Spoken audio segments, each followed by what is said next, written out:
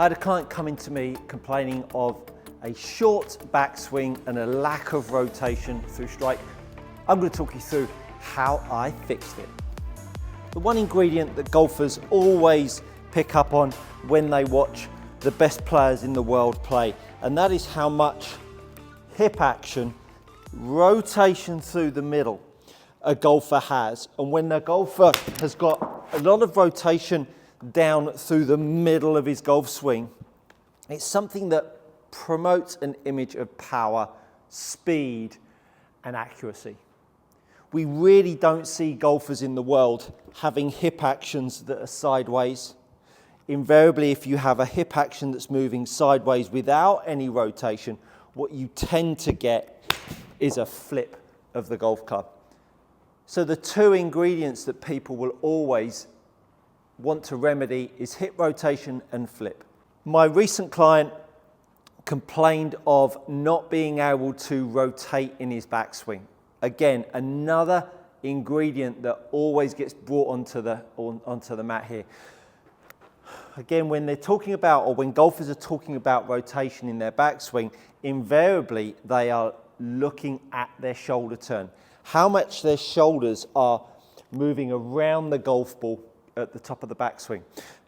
What we need to understand are a few ingredients that go together to make hip action through strike, no flip, and what goes on in the backswing to help that occur. When we are short in a backswing, invariably what happens is we see much less in the way of hip rotation. Because we have a lack of hip rotation, and if I hold my hips off and I just try to turn my upper body, that's as much as I've got, and you can see that that's not a lot of shoulder rotation. Now what I'm going to do is I'm going to keep the value between my shoulder rotation and my hip rotation, and I'm now going to increase my hip rotation until I get myself past 100 degrees. At that point, the amount of shoulder rotation I've got in my backswing is dependent on how much hip rotation in my backswing. If you've watched enough of my content on YouTube and watched enough of my leg action videos, and one of those is up in the corner there to help you rotate, you'll understand that when we start to think about in yesteryear of how we promote a shift into the right side, as we promote a shift into the right side, invariably people have thought about keeping their right leg the same length. It blocks off their hip rotation, which will then, butterfingers, it will then shorten up shoulder turn. Now the implications of shortening up shoulder turn, and incidentally if you're going, oh God, he's going on again, he's not telling us how to fix it, I need to make you understand the ingredients that play a role in fixing it. And if you understand those ingredients, you will be far better equipped to solve the equation. So because this client's pelvis was moving to the side, we had too much flexion in the right leg. It led to a short turn. Now the problem with that is that the arm plane, when the shoulder turn gets short, is that the arm plane gets lifted up. And this is a crucial part of the equation. When the arm plane then gets lifted up relative to the amount of rotation, you can see I've lifted my arm swing up, but now I've moved which now at this point looks a steep arm pitch. I now move myself around the ball and I keep my arms at the same height. All of a sudden it looks very, very different. So arm lift relationship to shoulder turn hip rotation is a huge ingredient of understanding where your arms should be relative to how much your torso has turned. And a great exercise is simply lifting your arms up in front of you, laying the shaft at 45 degrees. Now, depending on how high you lift your handle up, will depend on how much arm lift you want. So if you want a reasonable amount, bring the handle up to your nose, then make some good hip turn and shoulder turn, and all of a sudden you'll find the right spot. Now, understanding that because of the way I've now used my lower half, which has inspired a very different relationship with my arm pitch, it's the equivalent to the pitch of my golf swing either being at 90 degrees to my spine angle, or the pitch of my golf swing being out of orientation to my spine angle. The more I am sideways, short in turn, the higher my arm pitch is, which means that my circle will be vertical to my spine angle rather than perpendicular to my spine angle. So the more I get short in turn in my backswing and lift my arm pitch up, the more my golf swing is operating on a more vertical orientation. The more I move my hip around, my chest around, the more it will bring my arm swing down, and the more it will allow my golf swing to operate at 90 to my spine and not a bit more vertical to my spine. Now, this is a key component when it comes to strike, hip turn, and chest rotation. So as soon as I have a body that's moved sideways and a chest that's short in turn, and I get a lifted arm pitch, if I was to unravel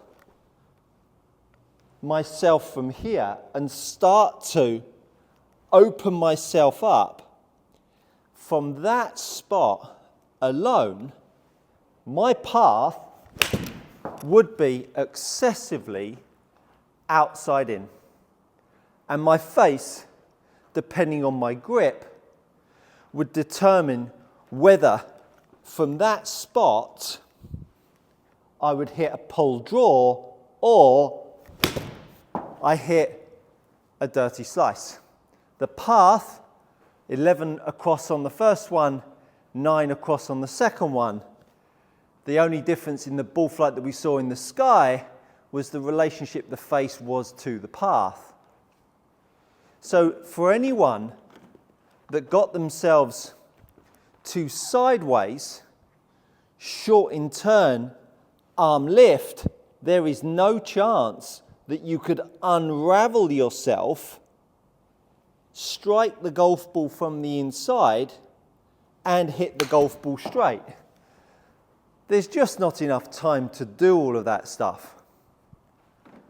Understanding that when we get the hip turn more back, the chest more around, which now makes the arm plane sit more behind us, it gives us the opportunity to start to move myself around the golf ball, which will start to give myself the opportunity to make the arms arrive from a flatter, deeper spot relative to the ball line. So those two variables will really change the way the club swings through the ball. If you're tired of paying too much for premium leather golf gloves, do head over and check out my channel sponsor, GX Golf Gloves. These gloves are trusted by elite, amateurs and tour players alike. Use my code GOODCOACHING to receive 10% on your next order. And so when you look at what is then open to the golfer because of the way they've used their lower half in their backswing, if they've used their lower half more around, created more force off of the right leg, and has then pushed the center of their circle, the center of their circle is now pushed more to the left, the path line starts to come more from here. The more a golfer pushes himself off over here, the more he'll strike the golf ball on this part, which is the what people will perceive as outside in. Striking it in this part of the circle, after you've shifted dramatically across, now lifted the circle up where the circle is now too inverted, will then encourage a cross and to strike at this part of the circle.